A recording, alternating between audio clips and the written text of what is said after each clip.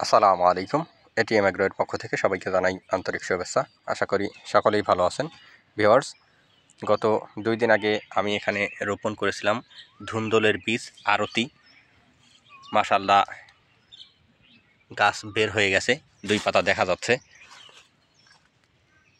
2 পাতা দেখা যাচ্ছে।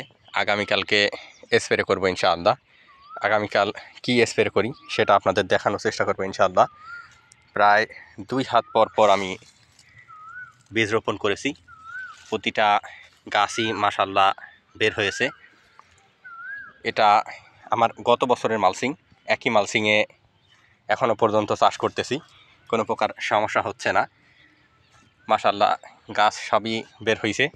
তো এদিকে এই যে শশার গাছ এখনও পর্যন্ত পরিষ্কার করতে পারি নাই সময়ের অভাবে। এগুলা সাইডে যে মরিচের গাছ লাগানো আছে। ভিউয়ার্স, এটা হচ্ছে রূপাই শশার বেডগুলা। রূপাই শশা অনেক দিন আগেই শেষ হয়ে গেছে, তারপরেও পরিষ্কার করার সুযোগ পাই নাই। এখন ওই যে তুষারা এখনও পর্যন্ত আছে। তুষারার 3 বেড থেকে আজকেও কিছু ফল হারভেস্ট করছি। নভেম্বরের 28 তারিখে বীজ রোপণ করেছিলাম। এখনও পর্যন্ত কিছু কিছু ফল দেখা যাচ্ছে। আজকে আবার পানি দিয়ে দিয়েছি, কিছু ফল দেখা যাচ্ছে এখনও পর্যন্ত। তো গত পরশু আমি হারভেস্ট করেছিলাম এখান থেকে 12 কেজি শশা। এখানে আমার 3টা বেড আছে মাত্র। তারপরেও অনেক দিন থেকে কোনো প্রকার যত্ন করি না। যত্ন যদি করতাম তাহলে হয়তো বা একটু ভালো আশা করা যেত। এখান থেকে মোটামুটি অনেক ফলই নষ্ট হয়ে যাচ্ছে। তো কোনো প্রকার যত্নও করি নাই, কিন্তু হঠাৎ করে শশার বাজার এখন এতটাই বৃদ্ধি পাচ্ছে বা এমন অবস্থা যেটা এর আগে কখনোই দেখি নাই। তারপরেও শশার বাজার, আজকে আমি এখান থেকে 11 কেজি শশা উঠাইছিলাম। 11 কেজি শশা আমি আজকে বিক্রি করলাম 520 টাকা। তো রমজানের আগে যখন আমার দেখা যাইতো যে প্রতিদিন প্রায় 3 মণ 4 মণ করে এখান থেকে আমি শশা হারভেস্ট করতাম, ওই সময়টাতে 3 মণ 4 মণ শশা বিক্রি করে আমি 800-1000 টাকা এরকম বিক্রি করতাম। আর আজকে আমি 10 কেজি শশা বিক্রি করলাম 520 টাকা। তো রিজিক কখন কোথায় কি থাকে সেটা বলা সম্ভব না। অনেকেই আমাদের একটা চিন্তা ভাবনা ছিল যে রমজানের শুরুর দিকেই সবসময়ই শশার বাজার ভালো থাকে, কিন্তু এবছর যেহেতু শুরুর দিকে শীত ছিল একটু, আর শুরুর দিকে সবারই প্রায় শশা একসাথে হারভেস্ট শুরু হয়েছে, যার কারণে ওই সময়টাতে বাজার খুবই খারাপ ছিল। এখন অনেকের বলতে বেশিরভাগই যখন রমজানের শুরুর দিকে যারা হারভেস্ট শুরু করছে তাদের গাছ মারা গেছে, বা এখন যাদের ফল হারভেস্ট করতেছে এদেরও ফলের তেমন একটা ফল হারভেস্ট করতে পারতেছে না যেরকম পরিমাণ হারভেস্ট হওয়া দরকার।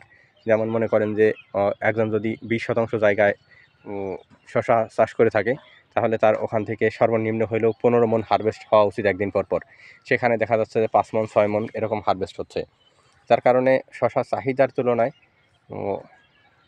সেরকম একটা দিতে পারতেছে না মার্কেটের চাহিদা অনুযায়ী ফল হারভেস্ট হচ্ছে না, যার কারণে হয়তো বা দাম বৃদ্ধি পাচ্ছে, বা অতিরিক্ত গরমের কারণেও দাম বৃদ্ধি পেতে পারে, বা আরও একটা কারণ থাকতে পারে।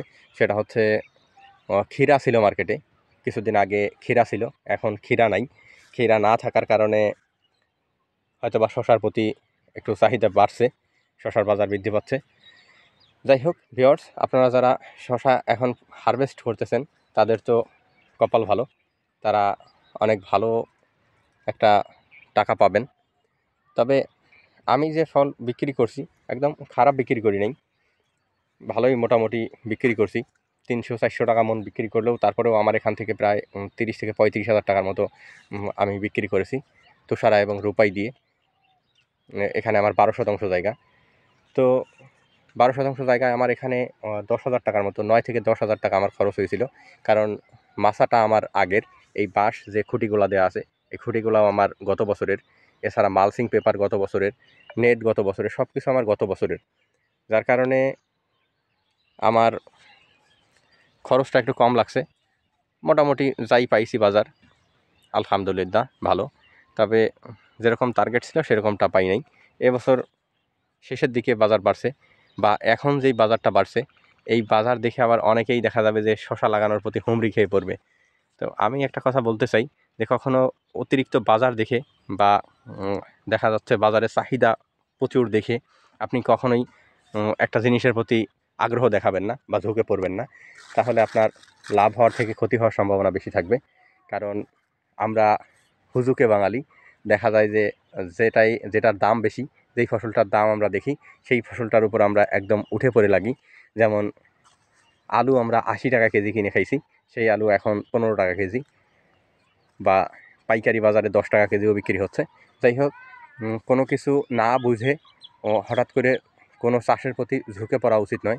এখন শশার বাজার বৃদ্ধির জন্যে সামনে ঈদের পরে সবাই শুধু শশাই চাষ করব এরকমটা নয়, অন্যান্য আরও সবজি আছে বা তরকারি আছে, সেগুলো আপনারা চাষ করতে পারেন। ইনশাআল্লাহ সেখান থেকে হয়তো বা ভালো একটা আর্নিং আসতে পারে। যেমন ঈদ পরবর্তী সময়ে করলা একটা দেখা যাবে যে ওই সময়টাতে যখন আপনার 2-3 মাস পরে যখন উঠবে, তখন ওই সময়টাতে করলার একটা ভালো চাহিদা থাকে, করলা করতে পারেন। বা ওই সময়টাতে দেখা যায় যে বৃষ্টির সময়ে ওই সময় মরিচের একটা ভালো বাজার থাকে, মরিচ চাষ করতে পারেন। ওই সময়ে এখন ঈদের পরে আপনি যে কোনো ধরনের সবজি চাষ করবেন, সেটা যদি উঁচু জায়গাতে উঁচু জমিতে করতে পারেন, তাহলে ইনশাআল্লাহ ভালো একটা টাকা পাওয়া যাবে বলে আমি আশা করি। ভিউয়ার্স, আপনাদের দেখাচ্ছি আরও একটা লাইন। আমার ওই পাশে হচ্ছে মরিচের গাছ লাগানো আছে। এখানে আমার শশার জমির 12% জায়গার 2 বেড অর্থাৎ 2 পাশে আমি মরিচ গাছ চাষ করেছি। দেখাই আপনাদের, মাশাআল্লাহ মরিচ অনেক ভালো ধরছে। এখানে আমি হাটের থেকে গাছ কিনে এই চারাগুলা কিনে লাগাইছিলাম। তো যার কারণে 2 জাত এখানে, একটা এই যে বেগুনি মরিচ, একটু কালো বেগুনি, আর হচ্ছে আরেকটা এই যে সবুজ। 2টাতেই মাশাআল্লাহ মরিচ অনেক ভালো ধরছে। এটা মূলত আমি আমার পরিবারের খাবারের চাহিদা পূরণ করার জন্য আমি মরিচ এই 2টা বেড, একটা বেড চাষ করেছিলাম গত বছর, এবছর আরেকটা বেড বাড়াইছি। তো মরিচের বাজার কম, যার কারণে মরিচ উঠাচ্ছি না। তবে এখান থেকে ভালো মরিচ তোলা সম্ভব, অনেক মরিচ উঠবে এখান থেকে। তারপরে উঠাচ্ছি না, যে বাজার একটু বৃদ্ধি পাক তারপরে তুলি। ভিউয়ার্স, এখানে আমি এই 3টা বেড, শুধু এই তুষারার যে 3টা বেড আছে, এই 3টা বেডে আমি শশা চাষ করব।